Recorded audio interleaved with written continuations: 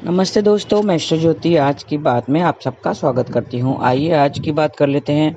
आज बड़ा ही शुभ दिन है, पवित्र दिन है। आज रविवार का दिन है, तो सूर्य को अर्घ देने का दिन है और आज सप्तमी तिथि है और अष्टमी तिथि भी है, दोनों है। तो दोनों का खास दिन है, खास महत्व है। मैं आगे बताऊंगी। पहले वास्तु से बात करती हूँ, फिर आज की खास बात ले लेंगे और फिर कृष्ण कथा में थोड़ा सा उससे ही विस्तार में हम चर्चा करेंगे। वास्तु की बात कर ले तो मिट्टी की चीज़ें का सही दिशा क्या है। हर एक चीज़ों का अलग अलग दिशाएं होती है वास्तु के हिसाब से। तो मिट्टी की चीज़ों की खास मिट्टी की चीज़ें खास ऊर्जा देती हैं, तो उनकी खास दिशा होती है। मिट्टी का शोपीस हो या गमला हो, उसे उत्तर पूर्व में रखना चाहिए। शोपीस गमला मध्य या दक्षिण पश्चिम में भी रख सकते हैं। इस दिशा का संबंध पृथ्वी तत्व से बताया गया है, तो इसके लिए इस दिशा में रखना चाहिए। चाहे गमला हो या कल मैंने बताया था पानी का घड़ा हो तो वो उत्तर में रखें, लेकिन बाकी गमला या कोई भी मिट्टी की शोपीस वगैरह है उसे उत्तर पूर्व में रखना चाहिए। ये हो गई वास्तु की बातें। अभी आज की खास बात ले लेते हैं। आज सप्तमी तिथि है। सप्तमी आज सुबह 8:45 तक थी और फिर अष्टमी तिथि लग गई है। तो क्योंकि उद्या तिथि सप्तमी होने के कारण आज भानु सप्तमी मनाई जाएगी। सप्तमी तिथि रविवार के दिन पड़े तो बेहद शुभ होती है। तो आज उद्या तिथि सप्तमी रहने से, आज रविवार होने से ये बेहद शुभ हो गई है। इसे रवि सप्तमी या विवस्वत सप्तमी भी कहा जाता है। आज दोपहर के समय सूर्य देव की पूजा अर्चना करने का विधान है। ये पूजा आयु और आरोग्य की वृद्धि करने वाली है, धन धान्य में वृद्धि कराने वाली, भूमि या भूमि से संबंधित लाभ कराने वाली है।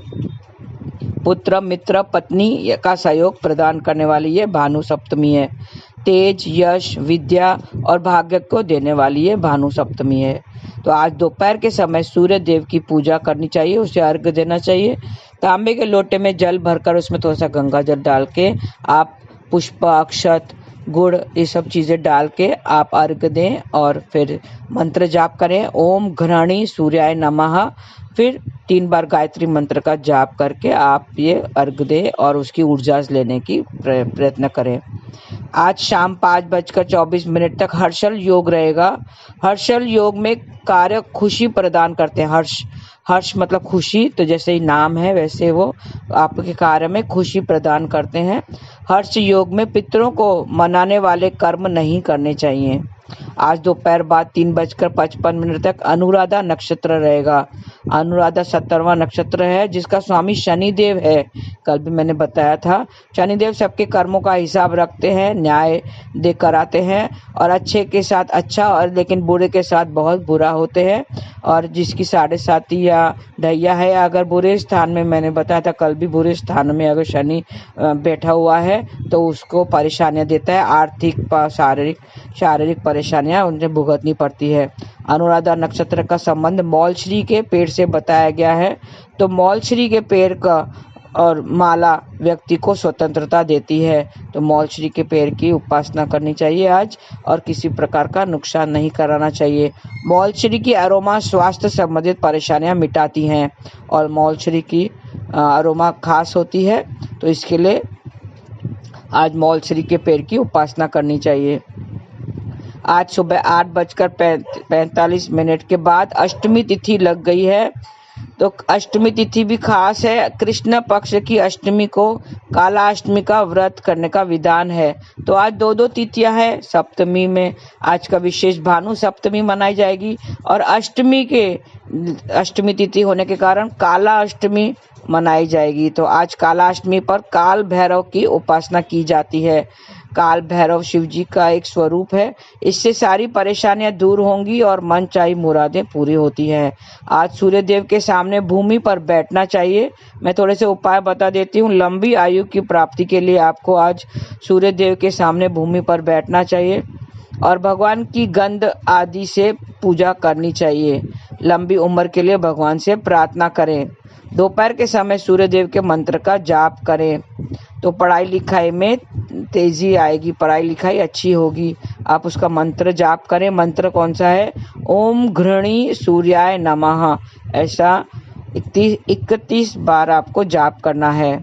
संतान का भविष्य अच्छा बनाने के लिए हाथ में लाल पुष्प लेकर सूर्यदेव को अर्पित करें और मंत्र जाप करें। ओम ह्रीं गृणी सूर्य आदित्याय श्रीं नमः। ये मंत्र है, आप जाप करें तो संतान का भविष्य अच्छा हो जाएगा।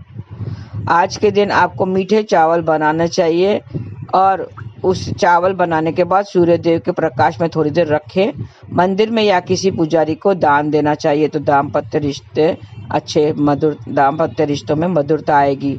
और अपनी सारी परेशानियों को दूर करने के लिए सरसों के तेल में चुपड़ी हुई रोटी कुत्ते को डालें, काले कुत्ते को डालें तो आज सारी परेशानियां दूर हो जाएंगी। भैरव जी का ध्यान करते हुए 5 बार मंत्र जाप करें। मंत्र कौन सा आपको जाप करना है? काल भैरव जी का मंत्र है ओम ह्रीं बटुकाय आपत्त उदाहरणाय कुरु कुरु बटुकाय ह्रीं ओम। ऐसा जपना है। मैं एक बार वापस से बता देती हूँ। ओम ह्रीं बटुकाय आपत्त उदाहरणाय कुरु कुरु बटुकाय ह्रीं ओम। ऐसा जाप करेंगे तो सारी परेशानियां दूर हो जाएगी। और काल भैरव जी का आप ध्यान करें। एक मुट्ठी चावल सफेद कपड़े में बांधें और उस दोपहर को सूर्य देव की रोशनी में पोटली रखें। 20 मिनट तक वो पोटली वहीं पर रखे रहने दें। फिर 20 मिनट के बाद वो पोटली उठाकर अपने तिजोरी आदि या जिधर कैश बॉक्स है उधर उसमें रख दें तो आपकी धन समृद्धि में बढ़ोतरी होगी। शिव जी की प्रतिमा के आगे आसन बिठाकर बैठे और शिव चालीसा का पाठ करना चाहिए तो सारी परेशानियां दूर हो जाएंगी। और यही मंत्र जाप करना है। ओम ह्रीं बटुकाय आपत्त उदाहरणाय कुरु कुरु बटुकाय ह्रीं ओम। ऐसा आपको जाप करना है। और अब गायत्री मंत्र, आज पूरा दिन आपको गायत्री मंत्र भी जाप करना है। गायत्री मंत्र का इस प्रकार है। ओम भू भुव स्वः तत्सवितुर्वरेण्यं भर्गो देवस्य धीमहि धियो यो न प्रचोदयात्। ये गायत्री मंत्र है। इससे आपके आसपास कोई परेशानियां नहीं आएगी। और गायत्री माँ का आपको ध्यान करना है और ये मंत्र जाप करना है। सूर्य देव को अर्घ देने के टाइम में भी 3 बार ये मंत्र जाप कर सकते हैं। नहीं तो आपको सूर्य गायत्री मंत्र बोलना हो तो वो भी बोल सकते हैं। सूर्य गायत्री बोलेंगे तो ज़्यादा लाभ होगा। सूर्य गायत्री मंत्र इस प्रकार है। ओम आदित्याय विद्महे सहस्त्र किरणाय धीमहि तन्नो सूर्य प्रचोदयात्। ऐसा आपको जाप करना है। दोपहर के समय कच्ची मिट्टी वाली जगह पर जाएं और ऊपर की ओर मुख करके सूर्य देव को अर्घ देना है दोपहर के समय। तो आपका जो कार्य चल रहा है वो अच्छा हो जाएगा, सफलता मिलेगी आपको।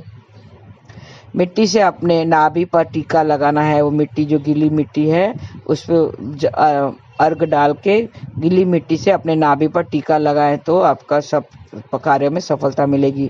1 लोटा जल में थोड़ी सी रौली डालनी चाहिए, कुशा भी डालनी चाहिए और जल से दोपहर के समय सूर्यदेव को अर्घ दें तो आपकी जो मकान संबंधित परेशानियां हैं, मकान मिलने में दिक्कत हो रही है या किसी भी और तरह की परेशानियां हैं तो वो सब दूर हो जाएगी। दोपहर को थाली में गंध पुष्प प्रसाद में गुड़ रखें। आपको ये आपकी किस्मत को चमकाने के लिए क्या क्या करना है। दोपहर में थाली में गंध पुष्प प्रसाद में गुड़ रखें और भगवान को पुष्प अर्पित करें, फिर गंध जलाएं। इससे के बाद गुड़ का भोग लगाएं तो आपकी किस्मत का साथ मिलेगा।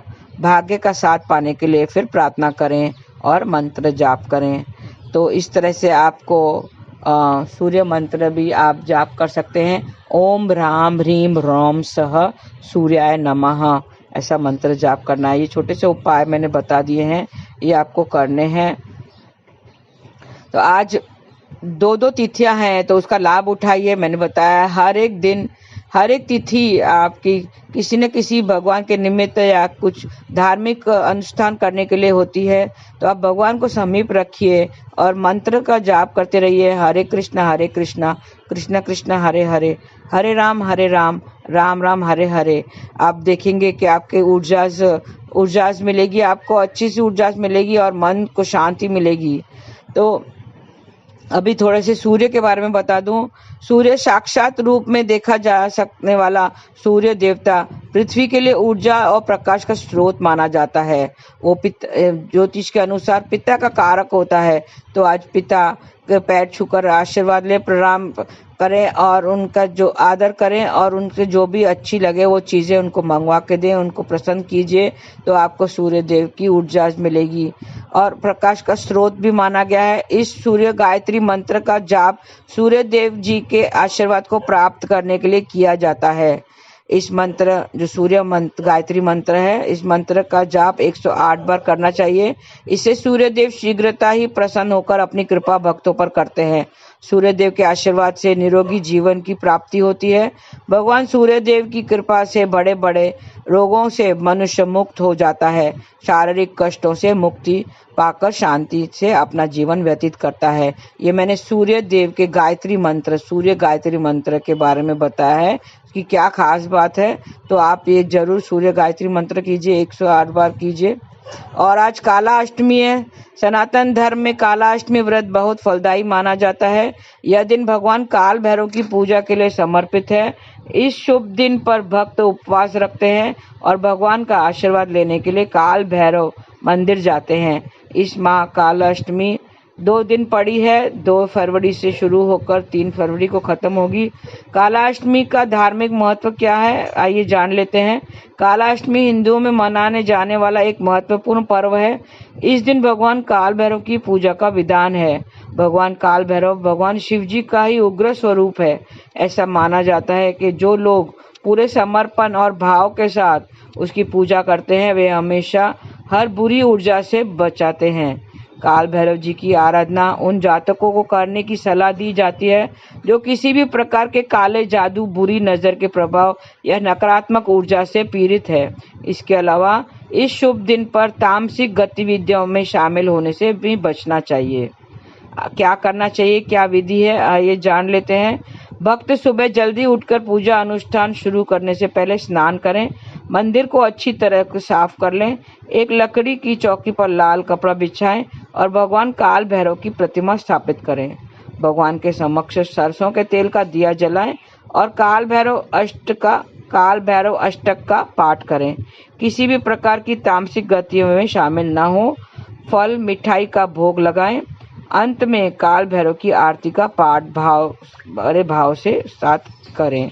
शाम को भक्त सात्विक भोजन से ही अपना व्रत खोलें। तो ये थी उसका विधि विधान जो मैंने बताया है।